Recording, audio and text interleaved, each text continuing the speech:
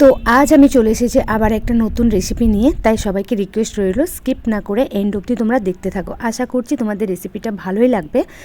তো সবাইকে জানাই হ্যাপি নিউ ইয়ার। এই ইয়ারের আমার ফার্স্ট ভিডিও এটা।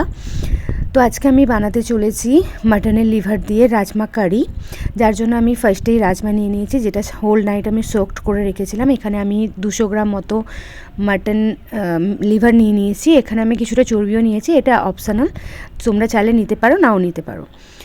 আর এখানে আমি নিয়ে নিয়েছি আলু, যেটা একটু ডুমো ডুমো করে কেটেছি। এখানে আমি নিয়ে নিয়েছি পেঁয়াজ কুচি বেশ খানিকটা, টমেটো একটা বড় সাইজের কেটে নিয়েছি, আদা রসুন কাঁচা লঙ্কা পেস্ট, আর ফোড়নের জন্য আমি গোটা গরম মশলা নিয়ে নিয়েছি। তো মোটামুটি এই কটা উপকরণ হলেই এই রেসিপিটা খুব টেস্টি হয়। ও হ্যাঁ, আর একটা স্কিপ করে গেছিলাম, এখানে আমি হলুদ গুঁড়ো, লঙ্কা গুঁড়ো, জিরে গুঁড়ো, যেটা আমি জলে ভিজিয়ে রেখেছি, এটাতে স্বাদ অনেক বেশি ভালো হয়। তো মোটামুটি এই কটা উপকরণ হলেই এত সুন্দর রেসিপি তোমরা ইজিলি বানিয়ে ফেলতে পারবে, আর খেতেও খুব টেস্টি হবে। তো ফার্স্টে আমি এখানে কড়া বসিয়ে নিচ্ছি, তারপরে আমি এখানে গ্যাসটা অন করে নেব। তো গ্যাসটা অন করে কড়াটা গরম হতে দেবো। তারপর আমি এখানে পরিমাণ মতো তেল দিয়ে দেবো। তো যেহেতু মাটন, তো একটুখানি আমি বেশি পরিমাণে তেলটা অ্যাড করছি, খুব বেশিও আবার দেবো না, কেন কি চর্বি আছে যেহেতু। তো এখানে আমি তেলের মধ্যে চিনি ফোড়ন দিয়ে দিলাম। এরপর আমি গোটা গরম মশলাগুলো এখানে দিয়ে দিচ্ছি। তো গোটা গরম মশলা ফোড়নটা ভালো করে তেলের মধ্যে অ্যাবজর্ব হয়ে গেলে তারপর আমি এর মধ্যে পেঁয়াজ কুচিগুলো দিয়ে দেবো। আর পেঁয়াজটা একটু বেশি পরিমাণেই দেবে, যাতে গ্রেভিটা মানে একটুখানি ঠিক হয়। তো পেঁয়াজটা দিয়ে এখানে ভালো করে নেড়ে দিতে হবে। আর আমি যে কোনো রান্নাতেই তেলের ওপরে চিনি দেওয়াটা প্রেফার করি, তাতে কালারটা খুব সুন্দর হয়। তো এখানে পেঁয়াজটা ভাজা ভাজা হয়ে গেছে। এরপর আমি এর ওপর থেকে দিয়ে দিলাম টমেটো কুচি, টমেটো পিউরিও দিতে পারো, তাতে টেস্টও ভালো হয়, কালারটাও সুন্দর আসে। তো যাই হোক, এবার পেঁয়াজ আর টমেটোটা ভালো করে নেড়ে চেড়ে ভেজে নিতে হবে, টমেটোটা গলা না পর্যন্ত। তো এখানে আমার পেঁয়াজ টমেটো দুটোই ভালো করে গলে গেছে। এরপর আমি এখানে ওই আদা রসুন কাঁচা লঙ্কার পেস্টটা দিয়ে দেবো। আর এই পেস্টটা দিয়ে আমি ভালো করে একসাথে মশলাটা মিশিয়ে নেড়ে নেবো। আর ততক্ষণ অবধি মশলাটা কষাবো যতক্ষণ না এর থেকে তেল ছেড়ে আসছে। তো দেখো মশলাটা আমার ভালো করে কষানো হয়ে গেছে এখানে, আর সাইড থেকে তেলও ছেড়ে আসছে। তো এরপর আমি ওপর থেকে এর মধ্যে দিয়ে দেবো ওই ভেজানো গুঁড়ো মশলাগুলো, যেটা আমি অলরেডি আগে থেকে ভিজিয়ে রেখেছিলাম। তো তোমরা যদি এইভাবে গুঁড়ো মশলাটা ভিজিয়ে রাখো তাহলে ওতে স্বাদ কিন্তু বেশি ভালো হয়। তো তারপর আমি সবকটা মশলা একসাথে ভালো করে মিশিয়ে নেবো। আর মিশিয়ে নিয়ে মশলাটা আমি ভালো করে আরও অনেক কষাতে থাকবো। তো দেখো এখানে কষাতে কষাতে আবার ওই মশলাটা থেকেও তেল বেরিয়ে এসেছে, আর কালারটাও খুব সুন্দর এসে গেছে। তো এরপর আমি এর মধ্যে অ্যাড করে দিলাম ওই মাটনের লিভারগুলো, যেগুলো কাটা ছিল, কেটে রাখা ছিল ছোট ছোট কিউব করে। তো এরপর মাটনের লিভারের সাথে ওই মশলাটা খুব ভালো করে কষিয়ে নিতে হবে।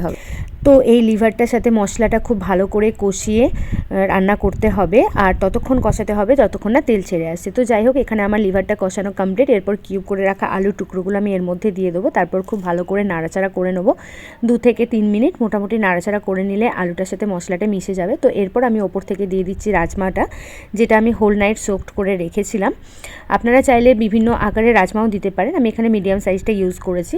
তারপর আমি এখানে ওপর থেকে দিয়ে দেবো চর্বিটা একটু শেষে দেওয়ার চেষ্টা করবেন। আমি আবারও বলছি, এটা কিন্তু অপশনাল, আপনারা চাইলে দিতে পারেন বা অ্যাভয়েডও করতে পারেন। তবে যে কোনো জিনিসে চর্বি দিলে কিন্তু খেতে খুব স্বাদ হয়, তো আমি সেই জন্যই এখানে ইউজ করেছি। আর চর্বিটা লাস্টের দিকে দেওয়ার চেষ্টা করবেন, কেন কি চর্বিটা প্রথম থেকে দিলে চর্বিটা পুরোই গলে যাবে।